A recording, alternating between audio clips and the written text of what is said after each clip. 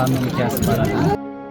እኛ ዛሬ የተገኘንበት እዚህ ምክንያት እንግዲህ ያው እንደምታየው በጋይንት በላይ ጋይንት መስመር ዛጎች የምትባል ከተማ ናት እና የዚች ከተማ ገበያዋ ዛሬ ነው። የዚችን የገበያ ማረጋጋት እየሰራ ነው። ያ ማለት ምንድነው? መንግስት አንዳንድ ተልእኮ የሚሰጣቸው ሰዎች አሉ፣ የገበያ ጭማሪ የሚያደርጉ ከተለያየ ቦታ ነው ያመጣ ነው።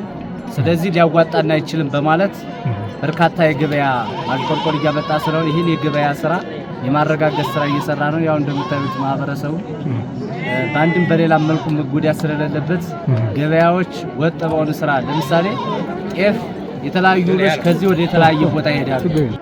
የዚህ የገበያ መረጋጋት ከተሰራ ግን የአካባቢያችን ማህበረሰብ መሸጥ መለወጥ የሚችለው እዚህ መጠቀም ያለበትን ሳይጠቀም ወደ ሌላ ቦታ መሄድ እንደሌለ እና ሌላ ቦታ ላይ መሄድ ስለሌለበት የተለያዩ ጤፎችን እዚህው በተሻለ ገበያና በተሻሻለ ሁኔታ እየተሻሻጠና እየተገበያየ ነው ያለው። ያው እንደምታየው ነው።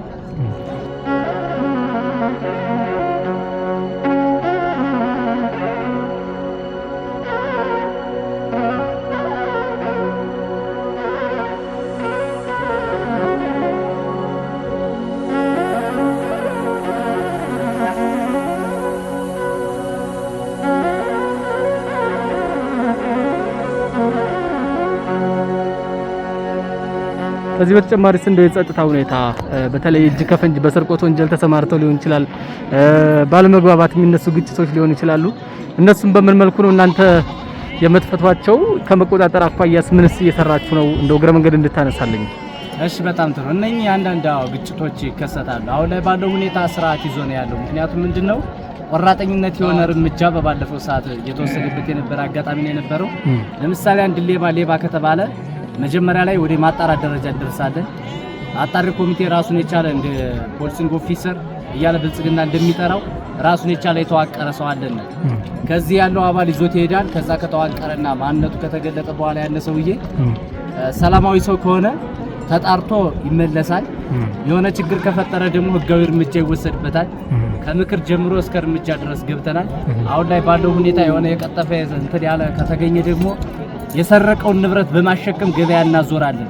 በማህበረሰቡ ላይ ምንድነው ጥሩ እይታ እንዳይኖረው ሀፈሬታ እንዲኖረው መስረቅ መቅጠፍ ያንተ ያልሆነ ነገር ወይም ደግሞ የሱ ያልሆነ ነገር መፈለግ አግባብነት እንደሌለውና ጸያፊ መሆኑን ለማሳወቅ እስከዚህ ድረስ እየሰራን ነው ያለ። አሁን ላይ የተስተካከለ አቋም አለው ያስባል። እንደው እስካሁን እርምጃ የተወሰደባቸው በዚህ በስርቆት ወንጀል ተሰማርተው በቁጥር የሚታወቃለ በእናንተ በኩል?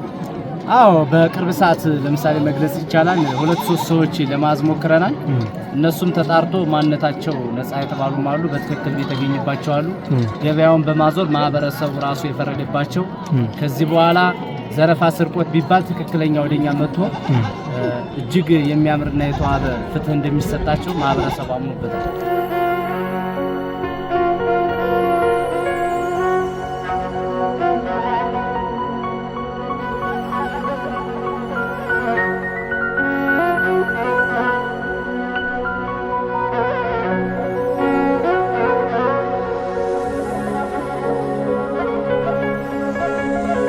ምናልባት ከቀናት በፊት እዚህ ከተማ ላይ የአገዛዙ ኃይሎች ገብተው ነበረ። ፋኖም ማህበረሰቡን አላስመታም በሚል ማህበረሰቡ እንዳይመታ በሚል ከተማዋን ለቆ ወደ ዳር የሆነበት ሁኔታ ነበርና በእኛ ቁጥጥር ስር ነው፣ አካባቢውን እያነጋገርን ነው፣ መንግስታዊ መዋቅር ዘርግተናል የሚል ፕሮፓጋንዳ ነበር የተነዛው።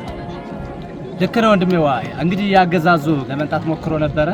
ነገር ግን አገዛዙ ወደዚህ ቦታ ሲመጣ በርካታ መስዋዕትነት ከፍሎ ነው የገባው።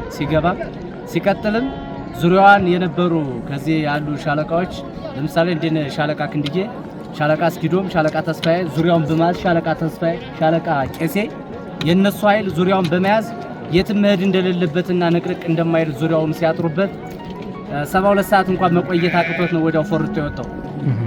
ያ ማለት ምንድነው? አገዛዙ ከዚህ በመጣበት ሰዓት ግን ያደረገው በርካታ ማህበረሰቦችን የማፈናቀል ስራ ነው የሰራ። ያ ማለት የፋኖ አብሊ ያጠጭናችሁ፣ ፋኖ እናንተ ቤት ይበላል ይጠጣል፣ ፋኖ ከዚህ ቤት እንዲህ ብሏል እያለ የተለያዩ የልብስ ጣቃዎችንና የልብስ ጣቃዎች ማለት ፋኖ ሚሊተሪ እየሰራችሁለት ያላችሁ እናንተ ናችሁ በሚል ሰበብ እህቶቻችን የሚለብሱትን እነኚህ ልብሶች በሙሉ ጠቅሎ ይዞበት ሄደ አጋጣሚ ነው።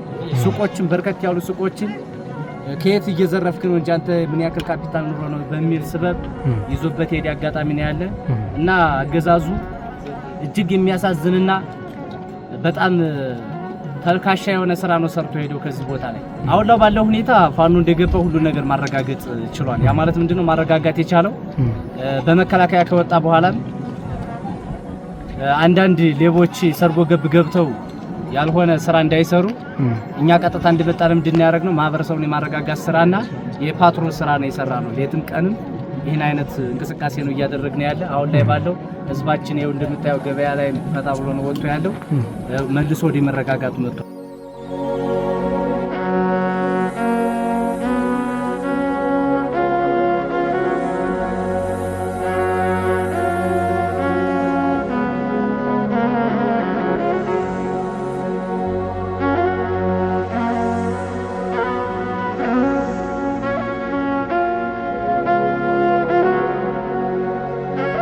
ምንድነው ማህበረሰቡ የሚሰጣችሁ ምላሽ? በተለይ በዚህ ገበያ ውስጥ በመታደርጉት ፓትሮል በመሰጡት አገልግሎት ህገወጥ ነጋዴዎችን ስርዓት ከማስያዝ ጀምሮ በስርቆት ወንጀል እንዲሁም ሌሎች ግጭቶች ሲፈጠሩ እነሱን ቶሎ ከመፍታት አኳያ በመሰጡት አገልግሎት ማህበረሰቡ ምንድነው የሚላችሁ? በእርግጥ የህዝብ ልጆች ናችሁ፣ ሁሉም ፋኖ ነው አማራ፣ ግን እንደው ምንድነው የሚሰጣችሁ አጸፋዊ አጸግብሮት ምንድነው?